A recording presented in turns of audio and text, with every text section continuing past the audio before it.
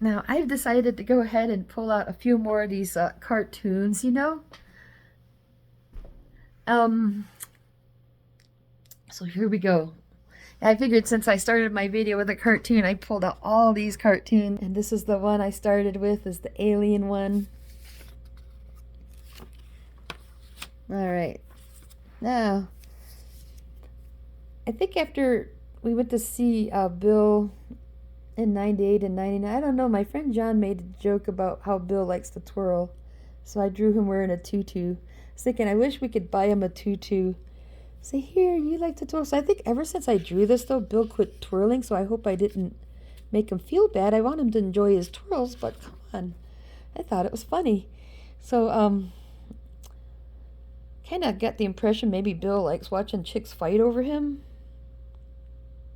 Like me and Amelia. Don't lie about it. You fucking like it. And, now, God rest his soul, Jeremy was a good kid, but I had to tease him a little bit. I did have, in one of my visionary state experiences, I was told all these funny rumors about Bill Lieb. So, and just to get ahead a little bit, I'd say in 98, man, I had a couple different people like fill me in on all this stuff. And this guy, Jason from Denver, was the one. I felt like he was telling me all these dirty rumors about Bill. And he was telling me stuff like, yeah, Bill's a sugar daddy. And he's like, he's interested in, picking up young guys we had Cheeseman Park there in Denver. That's where, sugar daddies go to pick up young guys. So he's telling me, yeah, he likes, young men and women in the age range of about 18, 20 years old.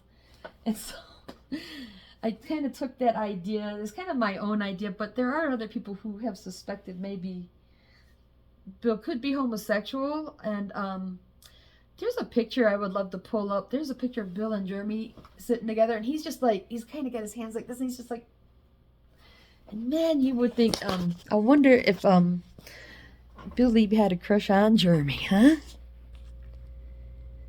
But I think Bill Lieb loved Jeremy, even if it wasn't like this picture. Now, this is a nasty picture because,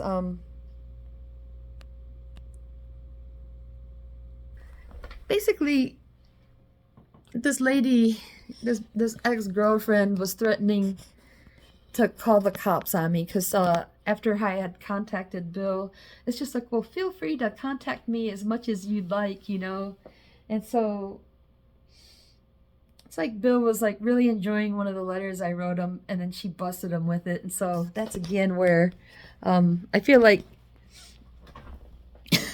maybe, how they say a woman's intuition, maybe these women know that he likes me, but he has to lie about it a lot,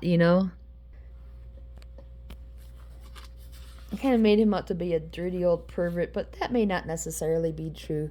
Now, one fine evening at Cafe Netherworld. Before I show that whole thing, though, one of the things I'm going to talk about is when I went to meet them in 98 and 99. 99, I had a van full of people chase me. Like I don't know if they were trying to intimidate me or if they were only teasing me, but when I went down to the Netherworld after that, Bill Lieb ended up hiding in the bathroom, and I don't know if he thought I was going to shoot him or what. So I tried to make light of it, okay? I love this. He says, this will be our last album, like the one before it, and the one we're going to do next. And that's because Bill Lieb was kind of saying he was actually getting tired of doing Frontline Assembly albums and thinking about quitting them. Then it's like, oh no, it's Jody. Zoom, huh? Like, check it out. Zoom. I let her see my bald spot. She won't think I'm a hot, sexy rock star anymore. So, in a roundabout way, maybe that's why, like, you got to keep people at a professional distance when you're in the music business, because once they find out that you're just like, you're just a dork, you're just a regular human being and you're not like what people expect, you'd think that Bill Lieb's into industrial music. He probably never does this or that. And then this is where I feel like he's playing the victim, right? So since I'd gotten a hold of Bill, and the only reason I had his phone number is because his girlfriend, she deliberately gave it to me, and I can't wait to tell you how that went, because she used a fake Facebook page to bait me, and I got in contact and put his number somewhere to see if I would steal it. But I got him on the phone, and he sounded like he was happy to hear from me, and told me I was welcome to call back and all this stuff. And then she started giving me grief, you know. So that's where, like, I don't know how to read them exactly, because you got to understand, like, if this was a normal situation, I'd be like, well, screw that guy. But with the visions and everything else, it makes it harder to just walk away, right? Anyways. Oh no, it's Jody. She's my number one stalker. Right? Look at that. He's got a Lady Gaga ringtone. Like, I told her she's welcome to call me anytime, and now she thinks I actually want to talk to her. And then there's this other girl who sends pictures, and then he starts bringing up all these other women. She's like, oh my God, you should change your number. But I like it. It makes me feel like a hot, sexy rock star. So, who knows? I mean, so I've been learning all about narcissism, and I hate to say it, but some of the stuff I've experienced coming around Bill Leave and his friends, I feel like I need to make a whole separate video explaining what narcissism is and how I've experienced it. So that's one of those things when you play the victim, you know, in a case like this. And then there she is. And now this is where I don't understand why, you know, Bill would want to hang out with some biatch like this. It's because he's you know, it's that social conditioning shit, man. Hey there, Cookie Pie.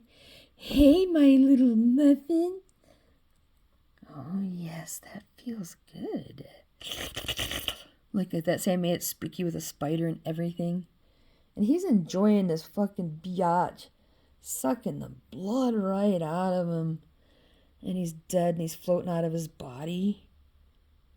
Wow, thanks. Good work. Now, if you've ever seen the movie Lord of the Rings, there's this part where the Hobbit and the wizard come to this king. And he's really like sick and gray looking. And he's like, oh, I'm so happy to see you. But then his advisor comes out and starts whispering in his ears. And then next thing you know, he's like, hey, get out of here. I'm not welcome here.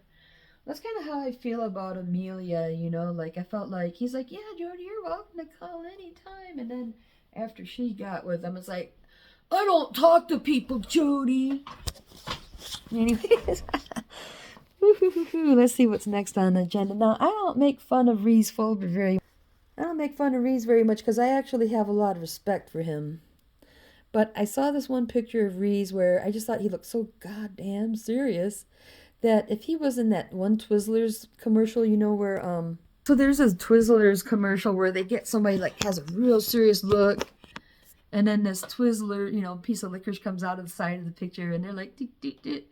And then next thing you know, they're like, they start laughing and they eat it and they're all happy. And then they get Ronda Rousey, and you know, she's like serious, like she's a UFC fighter and she's serious as shit.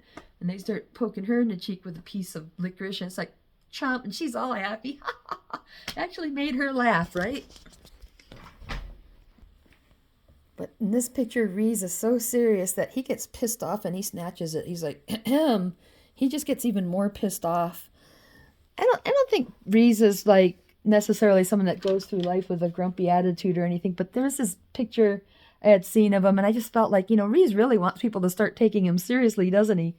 Now, just for fun, I'll share some of the other drawings I've done over the years. I just picked out some of the ones I thought were a little bit better than the other ones. This one, I guess I was trying to illustrate what it feels like to listen to good techno music. I just feel like the air is thick you know, and I just feel like I can move off of the energy and stuff, you know. Something I like to do when I'm smoking pot and tripping on LSD. Now, this one is a language joke. So I think the word fart in French is frappe. And so I started wondering, you know, if we went to Starbucks in France and ordered a frappe, what you would get.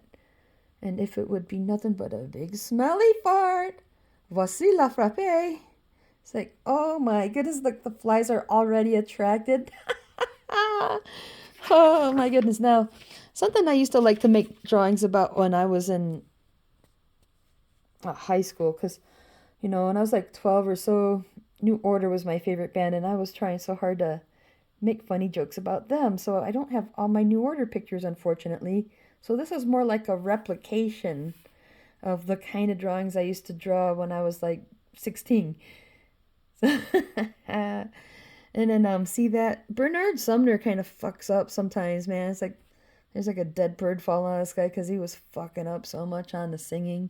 And there's Jillian Gilbert. She's just so serene, you know. And then Peter Hook is always in a nice deep stance. See that? Nice deep hold. He tries to get his guitar as low as he can, and then he plays like the highest notes that they've got, right?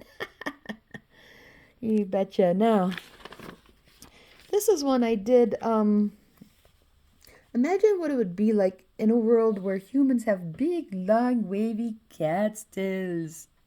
I was hoping I still have the mini. Okay, now check this out. Little boys would have another way to tease little girls. Mom!